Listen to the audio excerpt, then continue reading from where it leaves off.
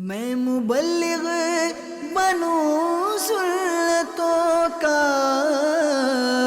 خوب چرچا کروں سنتوں کا۔ الحمدللہ رب العالمین والصلاة والسلام علی خاتم النبیین، اما بعد فاعوذ باللہ من الشیطان الرجیم، بسم اللہ الرحمن الرحیم۔ الصلاة والسلام علیک یا رسول اللہ وعلی آلک وصحابک یا حبیب اللہ۔ الصلاة والسلام علیک یا نبی اللہ وعلی آلک وصحابک یا نور اللہ۔ درود پاک کی فضیلت میں ایک بڑی پیاری روایت عرض کرتا ہوں۔ حضرت عبد الرحمن بن عوف رضی اللہ عنہ روایت کرتے ہیں کہ ایک دن نبیوں کے سردار مدینے کے تاجدار صلی اللہ علیہ وآلہ وسلم دولت خانے یعنی گھر مبارک سے باہر تشریف لائے اور ایک باغ کی طرف رخ فرمایا۔ آپ فرماتے کہ میں نے جب دیکھا تو میں بھی پیچھے پیچھے چل پڑا۔ اللہ کے نبی صلی اللہ علیہ وآلہ وسلم باغ میں داخل ہوئے، قبلے کی طرف منہ کیا اور سر سجدے میں رکھ دیا۔ حضرت عبد الرحمن بن عوف رضی اللہ عنہ یہ دور کھڑے دیکھتے رہے۔ فرماتے ہیں کہ نبی پاک صلی اللہ علیہ وآلہ وسلم نے بہت طویل یعنی بہت لمبا سجدہ کیا، یہاں تک کہ مجھے خوف ہونے لگا کہ کہیں سجدے میں ہی آپ کی روح مبارک یہ قبض نہ کر لی گئی ہو۔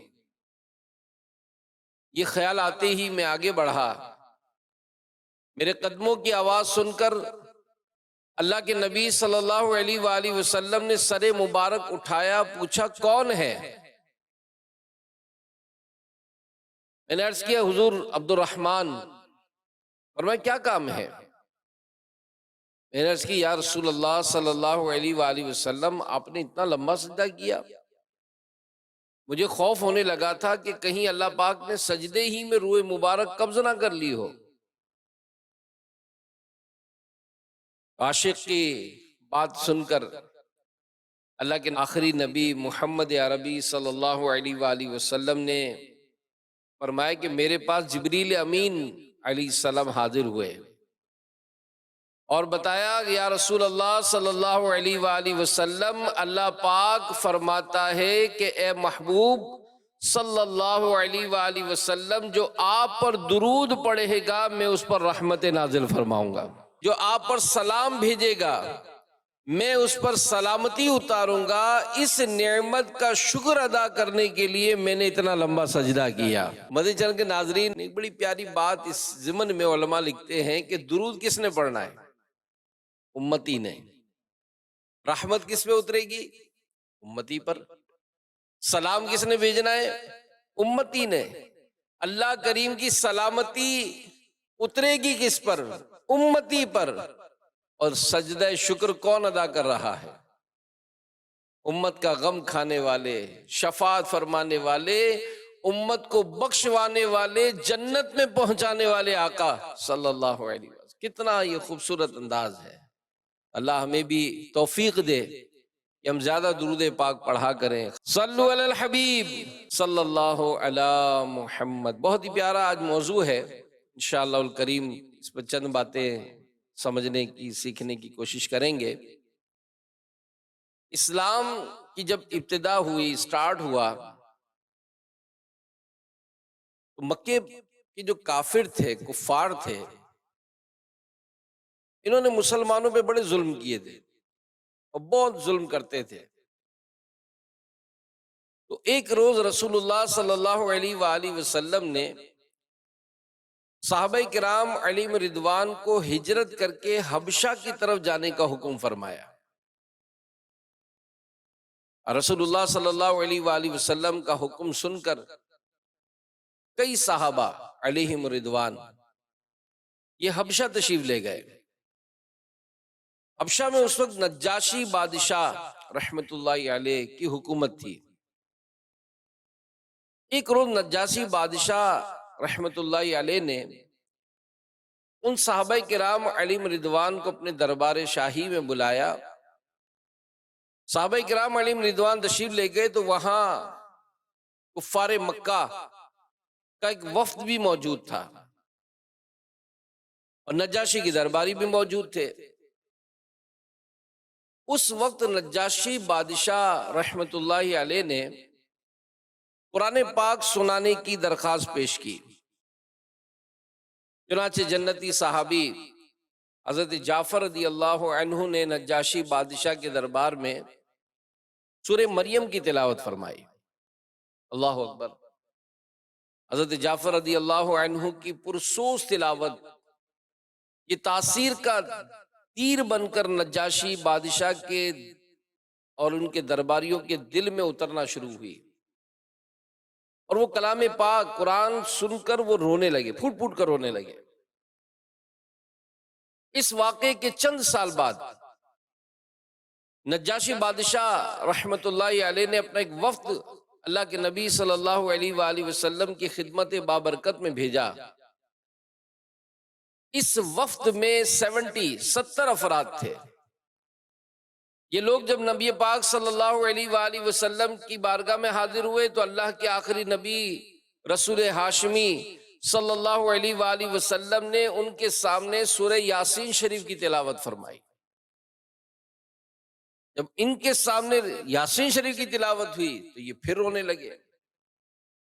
تو اللہ پاک نے قرآن پاک میں ان کے حق میں آیات نازل فرمائی۔ سورہ مائدہ کی آیت نمبر 83، وَإِذَا سَمِعُوا مَا أُنزِلَ إِلَى الرَّسُولِ تَرَىٰ أَعْيُنَهُمْ تَفِيضُ مِنَ الدَّمْعِ مِمَّا عَرَفُوا مِنَ الْحَقِّ يَقُولُونَ رَبَّنَا آمَنَّا فَاكْتُبْنَا مَعَ الشَّاهِدِينَ۔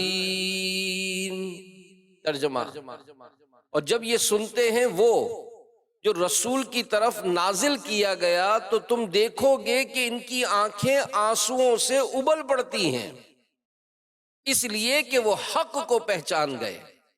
کہتے ہیں اے ہمارے رب، ہم ایمان لائے، پس تو ہمیں حق کے گواہوں کے ساتھ لکھ دے۔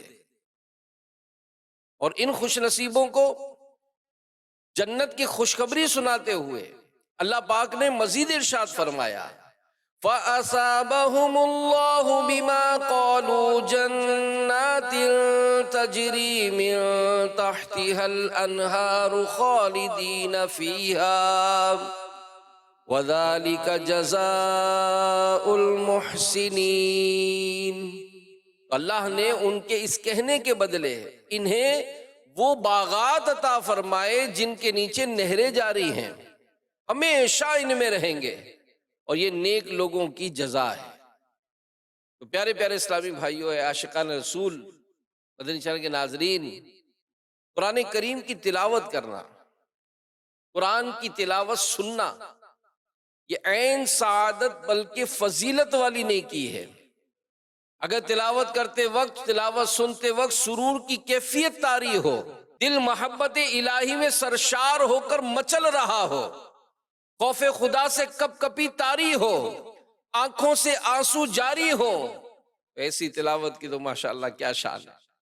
اللہ پاک نے اپنے نیک بندوں کے پاک اور صاف بیان کرتے ہوئے ارشاد فرمایا، اللہ نے سب سے اچھی کتاب اتاری ہے، یہ ساری ایک جیسی ہے، بار بار دہرائی جاتی ہے، اس سے ان لوگوں کے بدن پر بال کھڑے ہو جاتے ہیں جو اپنے رب سے ڈرتے ہیں، پھر ان کی کھالیں اور دل اللہ کی یاد کی طرف نرم پڑ جاتے ہیں۔ حضرت اسماء رضی اللہ عنہا فرماتی ہیں کہ صحابہ کرام علیہم رضوان کی یہ حالت تھی کہ جب ان کے سامنے قرآن کی تلاوت کی جاتی تو ان کے آنکھوں سے آنسو جاری ہو جاتے ہیں، ان کے رونگٹے یعنی جسم پر موجود بال یہ کھڑے ہو جاتے تھے۔ حضرت جریر بن عبداللہ رضی اللہ عنہ سے روایت ہے کہ ایک روز نبی پاک صلی اللہ علیہ وآلہ وسلم نے ہم سے فرمایا کہ میں تمہارے سامنے سورۃ التکاثر کی تلاوت کرتا ہوں، تم میں سے جو روئے گا وہ جنت میں داخل ہوگا۔ اللہ کے نبی صلی اللہ علیہ وآلہ وسلم نے سورۃ التکاثر کی تلاوت فرمائی، ہم میں سے کچھ تو روئے کچھ نہ روئے، جو نہیں رو سکے تھے انہوں نے عرض کی یا رسول اللہ صلی اللہ علیہ وآلہ وسلم ہم نے رونے کی کوشش کی مگر رو نہ سکے۔ رسول اللہ صلی اللہ علیہ وآلہ وسلم نے فرمایا میں تمہارے سامنے دوبارہ پڑھتا ہوں، جو روئے گا اس کے لیے جنت ہے، اور جو نہ رو سکے وہ رونے جیسی شکل بنا لے۔ بدن چلنے کے ناظرین، یہ قرآن پاک کی فضیلتیں ہیں اور اس کی عظمت کی تو کیا شان ہے۔ تم میں سب بڑا عبادت گزار وہ ہے جو سب سے زیادہ تلاوت قرآن کرنے والا ہے، لیکن ہم غور کریں اور سوچیں کہ اس قرآن پاک کی تلاوت سے ہمارا لگاؤ کتنا ہے۔ اول تو تلاوت کرنے والے ہی بہت کم، پھر جو تلاوت کی سعادت پاتے بھی ہیں ان میں رونے والوں کی تعداد اور کم۔ اللہ پاک ہمیں قرآن پاک کی تلاوت کرنے اور قرآن پاک پڑھ کر یا سن کر رونے کی بھی سعادت عطا فرمائے۔ امام غزالی رحمت اللہ علیہ نے احیاء العلوم میں جو قرآن پاک کے 10 آداب، تلاوت کے 10 باطنی آداب لکھے ہیں، ان میں نمبر 7 جو لکھا ہے وہ تخصیص، یعنی بندہ قرآن کریم کو اپنے ساتھ خاص سمجھے، یعنی اپنی ہدایت کے لیے تلاوت کرے۔ تلاوت کرتے وقت یہ تصور باندھے کہ اللہ کریم نے جو احکام ارشاد فرمائے ہیں یہ میرے لیے ہیں، جن کاموں سے منع فرمایا یہ مجھے ہی منع کیا جا رہا ہے۔ قرآن کریم میں جو قیامت کا ذکر ہے، جو جہنم کا ذکر ہے، عذابات کا جو ذکر ہے، جو نصیحت برے واقعات بیان کیے گئے، یہ سب میرے لیے ہیں، میں نے ہی ان سے نصیحت لینی ہے۔ اے عاشقان رسول، اگر یہ تصور باندھ کر تلاوت کیا جاتا ہے نا، تصور باندھ کر، تو انشاءاللہ یہ قرآن کی تلاوت ہمارے دل میں بھی اثر کرے گا، آنکھوں سے آنسو بھی جاری ہو جائیں گے۔ تو ہم تلاوت کا شوق تو لائیں، اب آئے تو صحیح، بھینگا مسلم ایک مسلمان ہونے کی صرف قرآن پر ایمان ہے، لیکن کتنی بڑی محرومی ہے۔ جی ہاں، میں ان سے بھی ایڈریس کر رہا ہوں کہ جن کو قرآن پڑھنا آتا ہے، ہم میں سے ہر کوئی یہ سوچے کہ اس مبارک کلام، اس قرآن کو میں نے آخری مرتبہ کھولا کب تھا۔ ایک تو وہ ہوتا ہے جو کہتا ہے کہ مجھے قرآن پڑھنا نہیں آتا، لیکن ان کو بھی یہ سوچے تو صحیح نا کہ دنیا کا سارا علم سیکھنے کے لیے ٹائم ہے آپ کو، آپ کوچنگ بھی جائیں، اسکول بھی جائیں، الگ سے اسٹڈی بھی کریں، ویب سائٹس پر بھی جناب آپ ورچوئل جناب کلاسز لیں، جو بھی آپ کا ہوتا ہے، دنیا کی ساری تعلیم لینے کے لیے ہمارے پاس ٹائم ہے، اور نہیں ٹائم ہے تو قرآن پڑھنے کے لیے نہیں ہے، قرآن سیکھنے کے لیے ٹائم نہیں ہے۔ دنیا کے مختلف لینگویجز آئیں اور قرآن ہمیں دیکھ کر بھی پڑھنا نہ آئے، اپنے ادارے اپنے شعبے کے جو بھی معاملات ہیں وہ سینکڑوں ہزاروں ہمیں فارمولے یاد ہوں، لیکن دین کی بات یاد نہ ہو۔ تو میرے پیارے پیارے اسلامی بھائیوں، اس قرآن کو پڑھنا سیکھیں۔ اور پھر قرآن کو پڑھنا کیسا ہے؟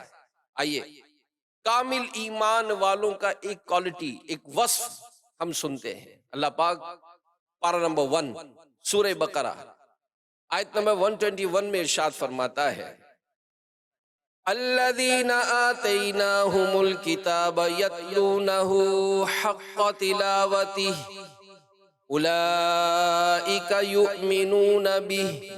ترجمہ کنز الایمان، جنہیں ہم نے کتاب دی ہے وہ جیسی چاہیے اس کی تلاوت کرتے ہیں، وہی اس پر ایمان رکھتے ہیں۔ تو ایک قول کے مطابق اس آیت کریمہ میں الکتاب سے قرآن کریم مراد ہے، اور آیت میں کامل ایمان والوں کی کوالٹی، ایک وصف بیان کیا گیا ہے۔ مطلب یہ کہ وہ لوگ جن کو کتاب عطا کی گئی ان میں کامل ایمان والے وہ ہیں جو اس کی تلاوت کا حق ادا کرتے ہیں، قرآن پڑھتے ہیں اس طرح پڑھتے ہیں جیسا پڑھنے کا حق ہے۔ محبت کرتے ہیں قرآن سے، فاروق اعظم کی سیرت میں ملتا ہے، گھر میں داخل ہوتے قرآن پاک کو چومتے، آنکھوں سے لگاتے، سینے سے رکھتے، سر پر رکھتے کہ میرے پیارے رب کا کلام ہے، یہ اللہ کا کلام ہے۔ اور یہ ہے، علماء نے لکھا ہے کہ یہ وہ مبارک کتاب ہے کہ جس کو چھونا عبادت، جس کو دیکھنا عبادت، جس کو پڑھنا عبادت، جس کو چومنا عبادت، لیکن ہم اس قرآن کی تلاوت نہیں کر پا رہے۔ اور حق کی تلاوت یہ جو بیان ہوئی، اس کی وضاحت میں علماء نے فرمایا، نمبر 1، امام جلال الدین سیوطی رحمت اللہ علیہ فرماتے ہیں کامل ایمان والے وہ ہیں جو قرآن کی ایسی تلاوت کرتے ہیں جیسا قرآن نازل ہوا۔ مثال کے طور پر قرآن عربی میں نازل ہوا، لہذا قرآن کریم کو عربی لہجے میں ہی پڑھنا لازم ہے، ہم اس کو اردو میں، پنجابی یا کسی اور لہجے میں نہیں پڑھ سکتے۔ لہذا تلاوت قرآن کے حقوق میں ہے کہ ہم عربی لہجے میں تلاوت کریں، اور اس کے لیے تجوید سیکھی جاتی ہے، گرامر سیکھی جاتی ہے۔ الحمدللہ دعوت اسلامی کے تحت مساجد میں نمازوں کے بعد سکھائی جاتی ہے۔ جی ہاں، آپ کے علاقے میں جو دعوت اسلامی مبلغین ہیں ان کو کہیں کہ ہمیں قرآن پڑھنا ہے، وہ سکھائیں گے آپ۔ اور اب تو ماشاء اللہ الکریم دعوت اسلامی کا جو شعبہ ہے مدرسۃ المدینہ بالغان، اس کے تحت تو مارکیٹوں میں، جی ہاں مارکیٹوں میں آفر کی جا رہی ہے کہ آپ قرآن پڑھائیں، آپ کا اسٹاف ہے 100 افراد کا، آپ ان سے کام لے رہے ہیں، 1-2 قاری صاحب رکھ لیں یہاں پر، وہ ان کو قرآن پڑھائیں، اپنے اسٹاف کو قرآن پڑھائیں، اپنے اسٹاف کو نماز سکھائیں، ان کو دین کے احکامات سکھائیں۔ یہ بڑا نازک دور ہے، ایمان داؤ پہ لگ رہے، ایمان داؤ پہ لگ رہے، قرآن کی تعلیمات کا دھڑلے کے ساتھ انکار کیا جا رہا ہے، شریعت کی باتوں کا مذاق اڑایا جا رہا ہے۔ میرے پیارے پیارے اسلامی بھائیوں اور مدنی چینل کے ناظرین، ہمیں اس بارے میں احساس کرنا ہے کہ ہم مسلمان ہیں تو اسلام کے احکامات کیا ہیں، اسلام ہم سے کیا چاہتا ہے، اسلام کیا چاہتا ہے، تو ان احکامات کو سیکھیں۔ قرآن کی بات الحمدللہ آپ کو مسجد میں قرآن سکھایا جائے گا، آپ کو مارکیٹ میں آ کر، آپ کے آفیسز میں آ کر ہمارے مبلغین سکھانے کے لیے تیار ہیں۔ اگر یہ بھی نہیں ہو سکتا، آپ فیضان آن لائن اکیڈمی QuranTeacher.com آپ وزٹ کریں ویب سائٹ کا، آپ جائیں، داخلہ لیں، اپنے بچوں کو داخلے دلائیں، اپنی بچیوں کو داخلے دلائیں۔ جی ہاں، دعوت اسلامی میں لیڈیز کو لیڈیز ہی پڑھاتی ہیں، پورا اس کا سسٹم بنا ہوا ہے۔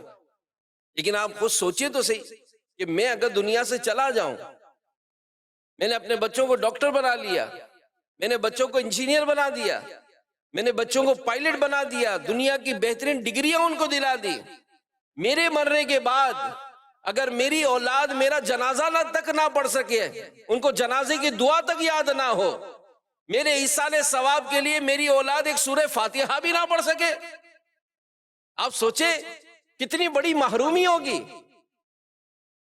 یہ انتظار کیا جاتا ہے، جی ہاں بچوں، یعنی سالانہ برسی کا کچھ کانسیپٹ رہ گیا، چلے اس میں بھی کتنا بڑا یہ ظلم ہے کہ برسی کے نام پر مطلب اگرچہ جمع کرتے ہیں، ٹھیک ہے اچھی بات ہے، لیکن آپ سوچیں کہ بچے مدرسوں کے آگے قرآن خوانی کر رہے ہیں اور اولاد جنا فلمیں دیکھ رہی ہے۔ ارے باپ کے فاتحہ کے نام پر آپ نے جمع کیا، ایک آپ کو پڑھنے کی توفیق نہیں ہے۔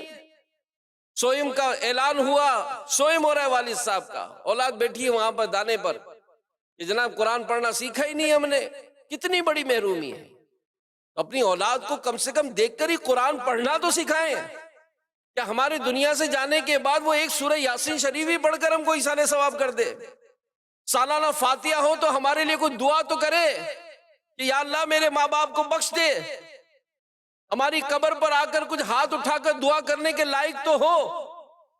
لیکن آج اس بارے میں غور نہیں کیا جاتا، بلکہ سچی بات تو یہ کہ گھروں کے جو کیفیات ہوتی ہے کہ قرآن پاک کو الماری میں بھی اونچا رکھا جاتا ہے کہ کسی کا ہاتھ نہ پہنچے، اس طرح سے اوپر رکھا جاتا ہے۔ صرف سالانہ ایک کپڑا، نیا کپڑا لپیٹنے کا فیشن رکھا ہوا ہے ہم نے کہ ہمارے گھر میں قرآن ہے تو اس کے اندر ہر رمضان شریف میں ایک نیا کپڑا لپیٹ دیں گے۔ اس قرآن کو کھولیں تو صحیح، اس قرآن کو پڑھیں تو صحیح، سورہ ملک شریف کی تلاوت کا کوئی معمول بنائیں تو صحیح۔ اپنے بچوں کے سامنے کچھ اس کی تعلیمات اور اس کی کچھ احکامات سیکھنے سمجھنے کی کوئی کوشش تو کی جائے۔ میرے پیارے پیارے اسلام بھائیو، نہیں سیکھا، میں آپ کو آفر کرتا ہوں، آئیں، دعوت اسلامی آپ کے ساتھ ہے، الحمدللہ۔ دعوت اسلامی یہ محسن ہے ہماری، کہ جس نے یہ شعور دیا ہم کو درست قرآن پڑھنے کا۔ اور جتنے بھی مجھے مدنی چینل پہ بھی دیکھ رہے ہیں، اگر آپ کو قرآن درست پڑھنا آتا ہے، آپ اپنے اطراف کو دیکھیں، پڑھائیں ان کو، دعوت اسلامی کے ساتھ مل کر اس قرآن کی خدمت کا بیڑا اٹھائیں۔ جی ہاں، نابینا بچوں کے مدرسے کھول لیے دعوت اسلامی نے۔ آپ کو سن کے حیرت ہوگی، جی ہاں، ہمارے جو اسپیشل پرسن کا جو حلقہ ہے، جو گونگے بہرے ہیں، کیونکہ یہ ان کو قرآن پڑھنا تو آتا نہیں ہے، زبان ہے ہی نہیں، گونگے ہی ہیں تو، اور بہرے بھی ہیں۔ اب ان کو قرآن سے محبت کرانی ہے۔ اب یقین مانے ان کا ایک حلقہ لگتا ہے جس میں یہ صرف قرآن کی زیارت کرتے ہیں۔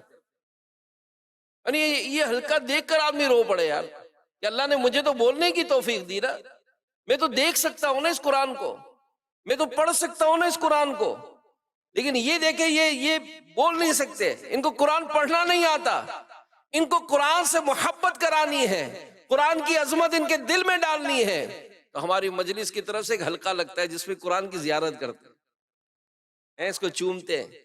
تمنا ایک ایسی ہوتی ہوگی کہ کاش میں بھی پڑھ سکتا، لیکن جو پڑھنے والے ہیں وہ قرآن نہیں پڑھتے۔ اسی طرح حق کی تلاوت کہا گیا، اس کی وضاحت کرتے ہوئے علامہ بیضاوی رحمۃ اللہ تعالی علیہ فرماتے ہیں کہ کامل ایمان والے حق کی تلاوت ادا کرتے ہیں۔ اس کا مطلب یہ ہے کہ وہ لوگ قرآن کریم کے معنی میں غور و فکر کرتے ہوئے سمجھ کر تلاوت کرتے ہیں، اور قرآن کریم جو کچھ فرماتا ہے اس کے تقاضوں پر وہ عمل کرتے ہیں۔ یعنی یہ ہیں تلاوت قرآن کے 3 حقوق: قرآن کریم جیسا نازل ہوا ویسا پڑھنا ہے، قرآن کریم کے معنی میں غور و فکر کرنا ہے، اور نمبر 3 قرآن کریم جو کچھ فرمائے اس پر عمل کرنا ہے۔ ان تینوں باتوں کا خیال کرنا ہے۔ پیارے پیارے اسلامی بھائیوں، اللہ پاک ہمیں قرآن سے محبت عطا فرمائے۔ ہمارے یہاں مسئلہ یہ ہے کہ اول تو قرآن کی تلاوت کرنے والے کم، جو تلاوت کرتے ان میں بڑی تعداد جو صرف برکت کے لیے تلاوت کرتی ہے۔ یا دکان کھولیں گے، بھلے نماز پڑھی نہ پڑھی، دکان میں برکت کے لیے تلاوت کی جائے گی۔ خواتین گھروں میں صبح صبح تلاوت کرتے ہیں، مشکل آ جائے تو تلاوت ہوگی۔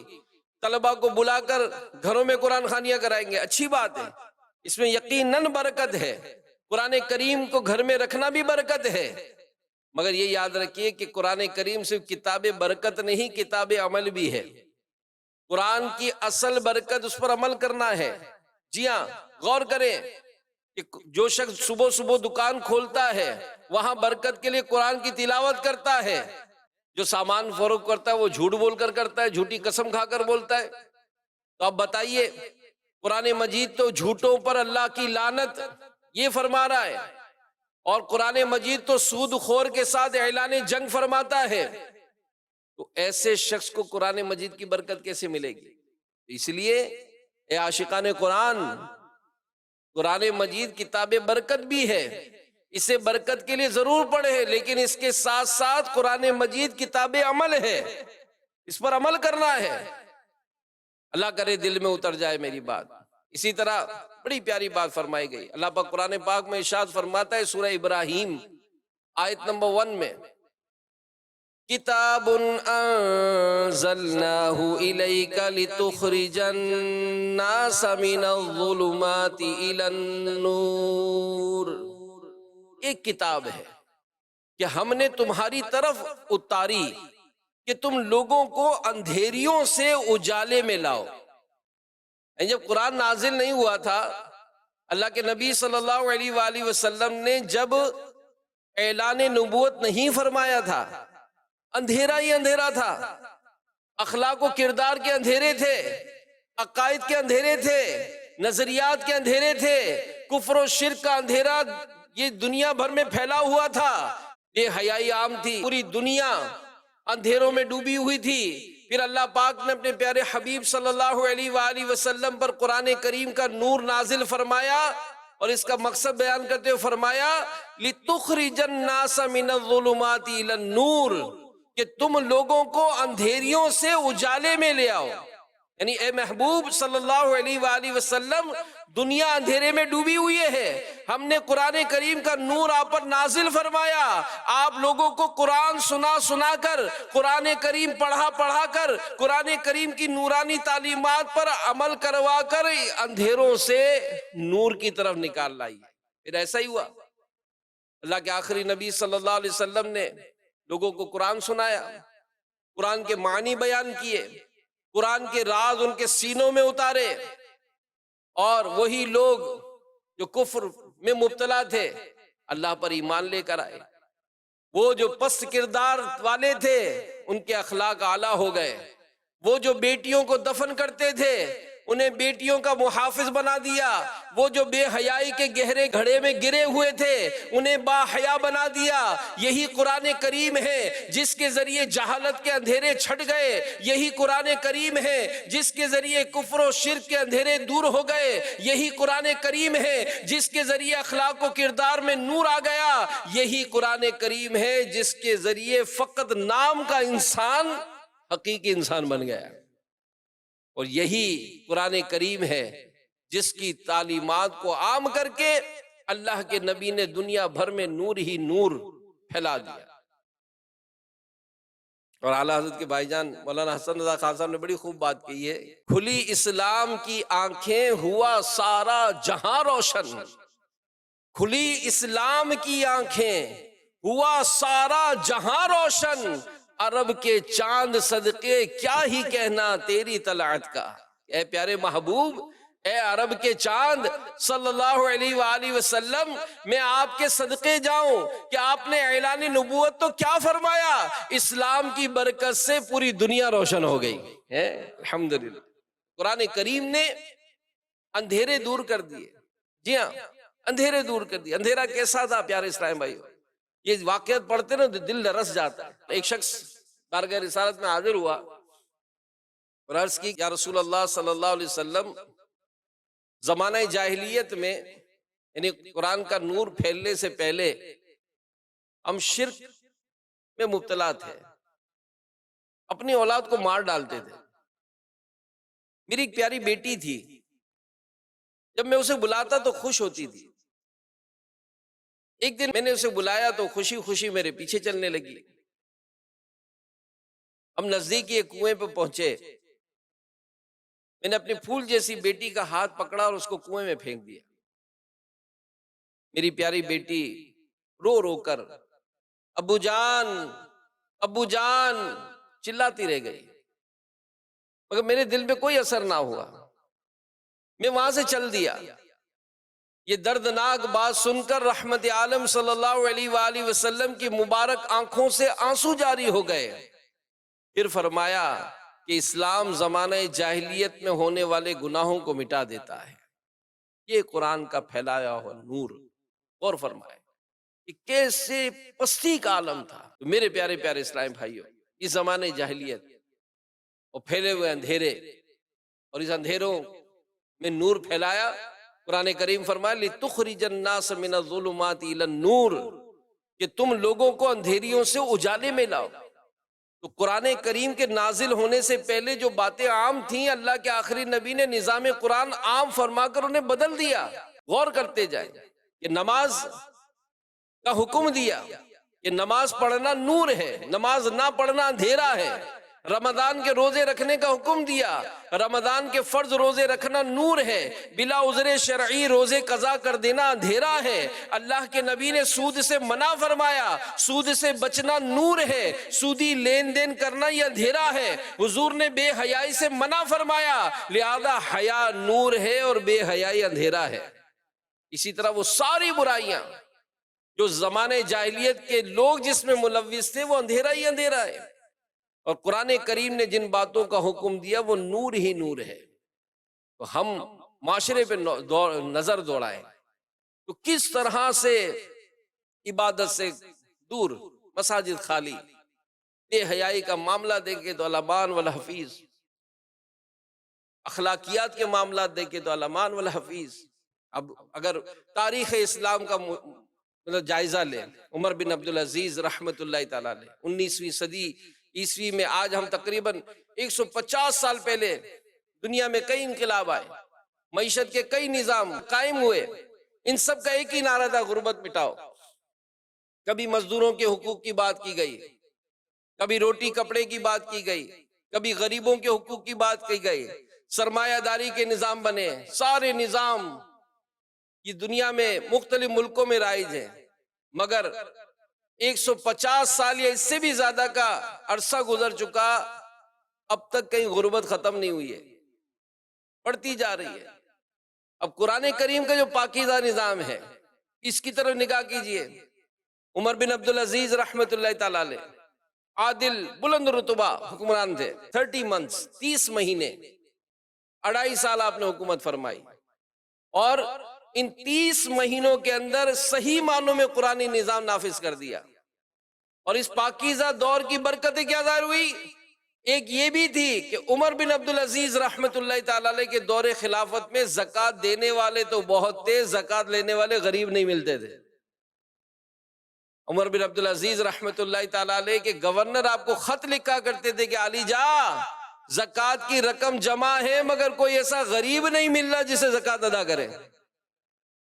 کہاں 150 سال اور کہاں صرف 30 مہینے۔ نتیجہ دیکھیے کہ قرآن کی تعلیمات، قرآن کی تعلیمات۔ حضرت فضیل بن ایاز بہت بڑے اللہ کے ولی گزرے، توبہ سے پہلے ڈاکو تھے، خوفناک ڈاکو تھے، لوگ آپ کے نام سے ڈرتے تھے، صرف ایک آیت پر عمل کیا۔ یا ایک روز آپ قافلے کی طرف بڑھے تو قافلے میں ایک شخص قرآن کی تلاوت کر رہا تھا، پارہ 27 سورہ حدید کی آیت نمبر 16 پڑھی اس نے، أَلَمْ يَأْنِ لِلَّذِينَ آمَنُوا أَن تَخْشَعَ قُلُوبُهُمْ لِذِكْرِ اللَّهِ، کیا ایمان والوں کو ابھی وہ وقت نہ آیا کہ ان کے دل جھک جائیں اللہ کی یاد کے لیے؟ تو یہ آیت سنتے ہی حضرت فضیل رحمت اللہ تعالی علیہ کا ایسا حال ہوا جیسے کسی نے آپ کے دل پر تیر مار دیا ہو۔ آپ نے فرمایا الہی وہ وقت آ گیا ہے، وہ وقت آ گیا ہے کہ ہم تیری راہ پر چل پڑے۔ پھر آپ رحمت اللہ تعالی علیہ زاروں کی تار رونے لگے، توبہ کی اور بلند مقام پر آپ پہنچے۔ تو یہ حقیقت ہے کہ جب بھی مسلمانوں نے قرآن سے منہ موڑا سوائے ذلت و رسوائی کے کچھ ہاتھ نہ آیا۔ صحابہ کرام بزرگوں کے طرز زندگی دیکھیں، رشک آتا ہے، کیا قرآن کی تعلیمات پر عمل کیا، قرآن سے محبت کرتے تھے، کوئی آیت سنتے تھے عمل کرتے تھے۔ شراب پہلے حرام نہیں تھی، عرب کے لوگ بڑے شوق سے شراب پیتے تھے، صحابہ کرام میں بھی بعض کو اس کی عادت تھی۔ اللہ پاک نے قرآن میں آیت نازل ہو گئی، شراب کو حرام قرار دیا گیا۔ روایت میں ایک روز چند صحابہ کسی کے یہاں جمع تھے اور شراب پی جا رہی تھی۔ حضرت انس بن مالک رضی اللہ تعالیٰ فرماتے کہ میں شراب کے جام بھر بھر کر پیش کر رہا تھا، گلی میں آواز گونجی، لوگوں بے شک شراب حرام کر دی گئی۔ وہ صحابی فرماتے ہیں بس یہ آواز سننے کی دیر تھی، صحابہ کرام نے مجھے فرمایا کہ اے انس شراب کو بہا دو، اور کہتے ہیں کہ میں اعلان کرنے والا کہتے ہیں کہ میں شراب حرام کرنے کا اعلان کر رہا تھا، اور جیسے ہی واپس گلیوں میں واپس آیا تو لوگوں نے وہ شراب تو کیا، وہ مٹکے ہی توڑ پھوڑ کر پھینک دیے کہ جس میں شراب کا شیرہ کر کے رکھی تھی۔ یہ عمل کا جذبہ تھا، حکم الہی آیا لبیک آزاد کر دیا، عمل کیا۔ اسی طرح کئی ایسے واقعات ہیں کہ جب بھی ان بزرگوں کے سامنے قرآن کی تلاوت کی جاتی، ان بزرگوں کے سامنے قرآن کے احکامات بیان ہوتے، یہ فوراً عمل کی طرف آتے تھے۔ تو میرے پیارے پیارے اسلامی بھائیوں، مدنی چینل کے ناظرین، ہم غور کریں اور سوچیں کہ ہم اس معاملے میں کیا کیفیت رکھتے ہیں۔ تو اب ہمیں اپنا محاسبہ کرنا ہے، چینج ہونا ہے۔ قرآن نہیں سیکھا، بدلے ہم قرآن سیکھیں گے۔ سیکھ تو لیا تھا، پڑھ نہیں رہتے، چلو بدل جاتے ہیں، انشاءاللہ پڑھیں گے۔ نمازوں کے معاملہ سستی تھی، اللہ کی بارگاہ میں توبہ کریں، چلی بھی قضا کرنی ہے، اور اب انشاءاللہ کوئی نماز قضا بھی نہیں کریں گے۔ نماز تو کیا انشاءاللہ جماعت بھی نہیں چھوڑیں گے۔ دعوت اسلامی کے دینی مدنی قافلے راہ خدا میں سفر کرتے ہیں، سنت عام کرتے ہیں۔ آئیے، اپنے کو بھی بدلنا ہے، دنیا کو بھی بدلنا ہے۔ ہر ماہ 3 دن تاریخ طے کر لیں، پہلے سے ڈیسائیڈ کر لے انشاءاللہ الکریم اس مہینے میں 1 ماہ کے مدنی قافلے میں سفر کروں گا. اللہ توفیق دے. زندگی میں 12 ماہ کا سفر نہیں کیا، آئیے دین کی خدمت کے لیے دعوت اسلامی کے 12 ماہ کے مدنی قافلے میں سفر کر کے دنیا بھر میں نیکی کی دعوت کو عام کرنے کا جذبہ پیدا کیجئے. اللہ پاک عمل کی توفیق عطا فرمائے. میں مبلغ بنوں سنتوں کا خوب چرچا